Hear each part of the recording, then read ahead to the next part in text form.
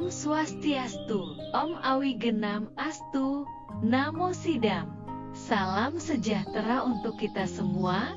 Semoga kita senantiasa selalu dalam lindungan dan karunia Ida Sang Hyang Widi. Pada video kali ini, kita akan belajar pendidikan agama Hindu yang membahas materi Upanishad sumber filsafat Hindu. Pada video kali ini, ada tujuan pembelajaran, yakni satu peserta didik mampu menjelaskan konsep Upanishad. 2 peserta didik mampu menganalisis pokok-pokok ajaran Upanishad. 3 peserta didik mampu mengetahui nilai-nilai kemanusiaan dalam ajaran Upanishad. Sebelum kita membahas lebih jauh mengenai materi Upanishad, kira-kira apakah peserta didik bisa menjawab pertanyaan berikut ini? 1. Apakah yang peserta didik ketahui mengenai Upanishad? 2. Di manakah kedudukan Upanishad dalam kitab Weda? Bagaimana?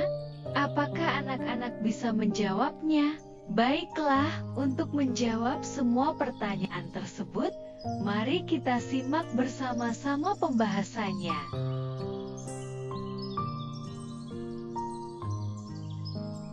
Baiklah, pertama-tama kita akan bahas terlebih dahulu pengertian konsep Upanishad. Upanishad terdiri dari 3 akar kata, yaitu Upa, Ni, dan Sadi. Upa artinya dekat, Ni artinya di bawah, dan Sat artinya duduk. Sehingga Upanishad secara harfiah berarti duduk di dekat, yang merujuk pada hubungan antara guru dan murid yang mendalami ajaran spiritual. Upanishad adalah bagian dari Sruti, yaitu bagian dari Veda yang memuat ajaran filsafat, meditasi, dan konsep ketuhanan. Upanishad juga merupakan salah satu periodisasi utama dalam perkembangan kebudayaan India, bersama dengan zaman Weda dan zaman Brahmana. Berikutnya, kita akan membahas pokok-pokok ajaran Upanishad. Yang pertama kita akan membahas Brahman.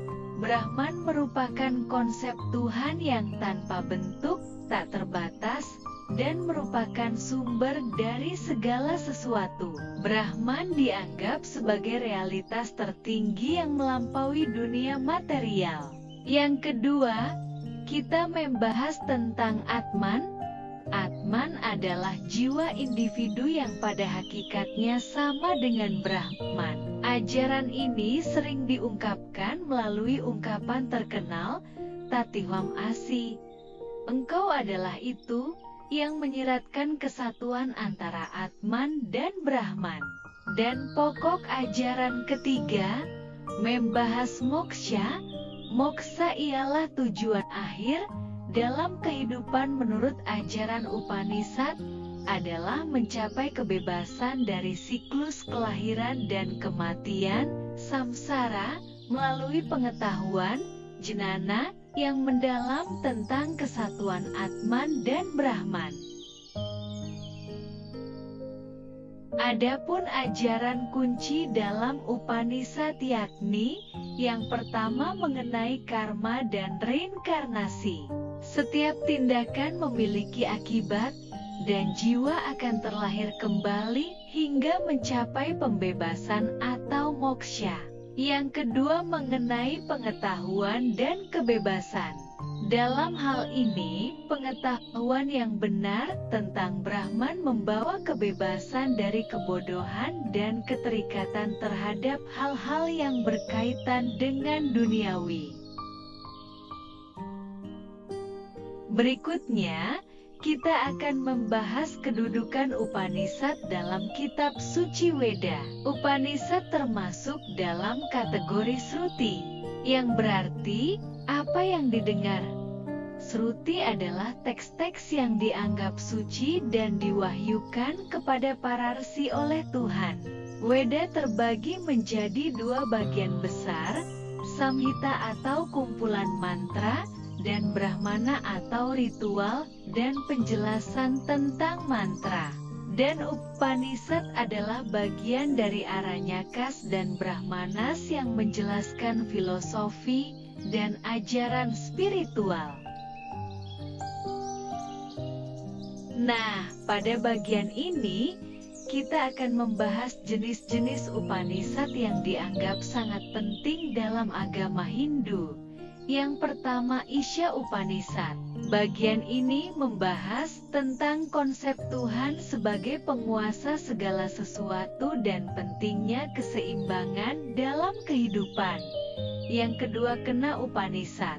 Bagian ini menggali pertanyaan mendalam tentang siapa yang mengendalikan pikiran dan kehidupan. Yang ketiga, Mundaka Upanishad. Bagian ini mengajarkan perbedaan antara pengetahuan yang lebih tinggi, spiritual, dan pengetahuan yang lebih rendah, material. Terakhir, yang keempat, Mandukya Upanishad. Bagian ini membahas tentang kondisi kesadaran, termasuk mimpi, tidur, dan kesadaran penuh.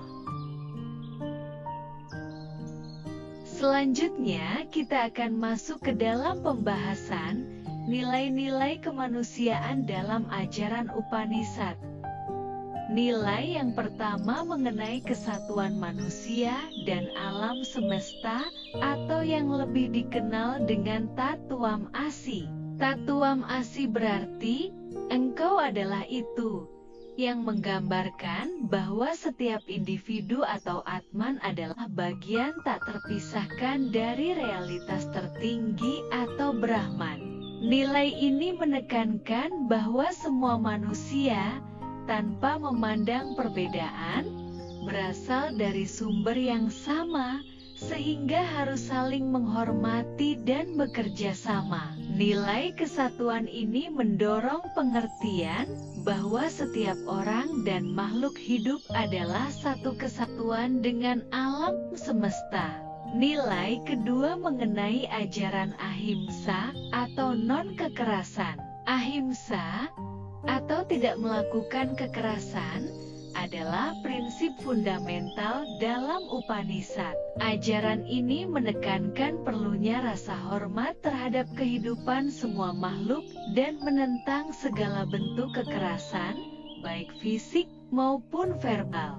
Nilai ini mengajarkan pentingnya menjalani kehidupan dengan welas asih, kedamaian, dan tanpa menyakiti orang lain. Berikutnya nilai ketiga, yakni nilai satya atau kebenaran. Upanishad menekankan pentingnya hidup berdasarkan kebenaran. Satya bukan hanya berarti berkata benar, tetapi juga jujur dalam tindakan dan pikiran. Manusia dihimbau untuk menjalani kehidupan yang berintegritas, transparan, dan konsisten dengan nilai-nilai moral yang tinggi. Nilai keempat mengenai daya atau welas asih. Welas asih terhadap sesama makhluk hidup adalah nilai penting yang diajarkan dalam Upanishad. Welas asih mencakup empati dan simpati terhadap penderitaan orang lain dan memberikan bantuan tanpa pamrih. Nilai ini mengajarkan pentingnya kepedulian terhadap penderitaan orang lain dan keinginan untuk meringankan beban mereka. Nilai kelima yaitu karuna atau kasih sayang. Kasih sayang merupakan inti dari nilai-nilai kemanusiaan yang terkandung dalam Upanishad. Karuna mengajarkan pentingnya menunjukkan perhatian dan kehangatan terhadap sesama, terutama yang sedang menderita atau membutuhkan bantuan. Manusia didorong untuk membangun rasa kepedulian dan cinta kasih tanpa syarat kepada sesama makhluk. Nilai keenam yakni Santi atau kedamaian. Santi atau kedamaian adalah salah satu tujuan utama yang diajarkan oleh Upanishad. Kedamaian ini harus dimulai dari dalam diri individu, kemudian menyebar ke masyarakat dan alam. Kedamaian batin dicapai melalui pengetahuan, meditasi, dan pengendalian diri, yang kemudian berkontribusi pada kedamaian dunia secara lebih luas.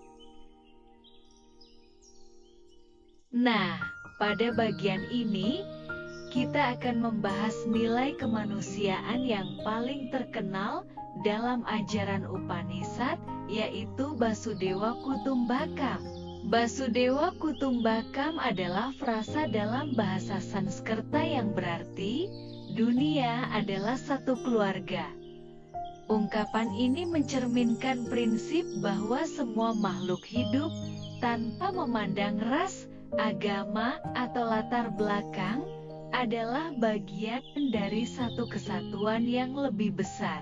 Konsep ini memiliki akar yang dalam pada ajaran Upanishad dan filsafat Hindu.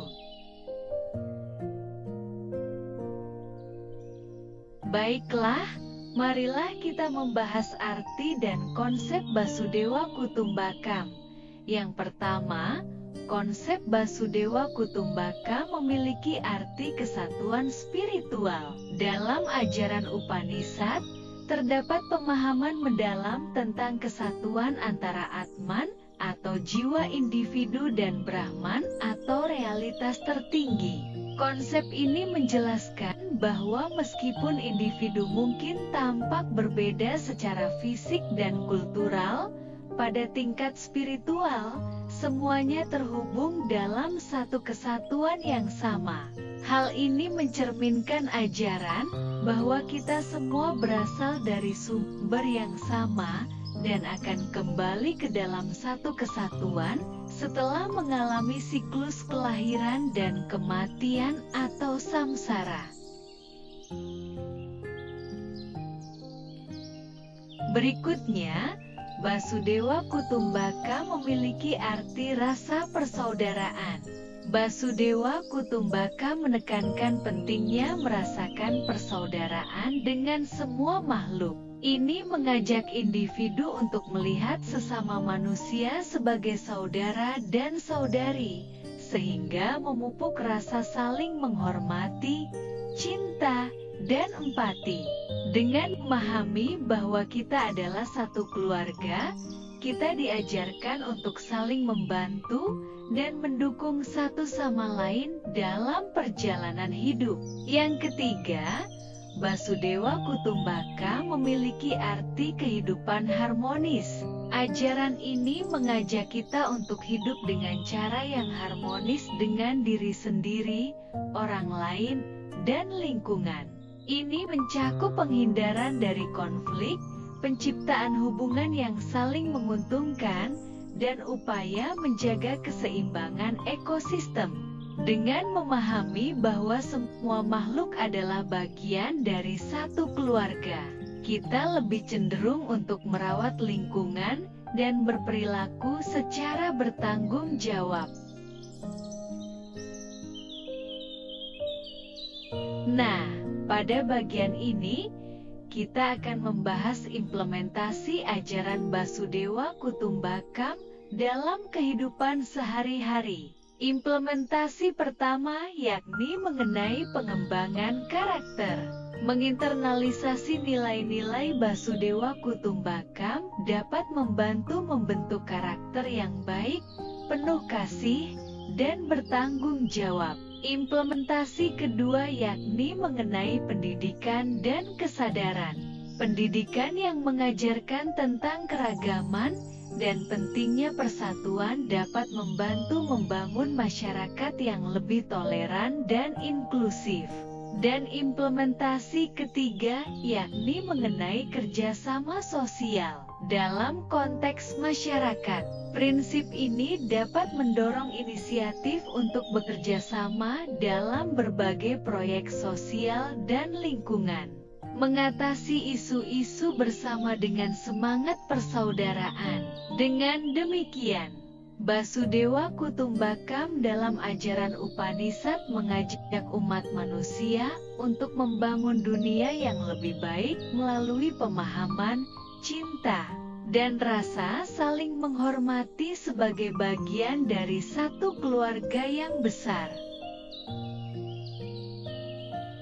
Baik, demikianlah video pembelajaran agama Hindu yang membahas materi mengenai Upanishad, cara pandang filsafat Hindu. Semoga video pembelajaran ini bermanfaat bagi kita semua. Sekian dan terima kasih. Om Santi, Santi, Santi, Om.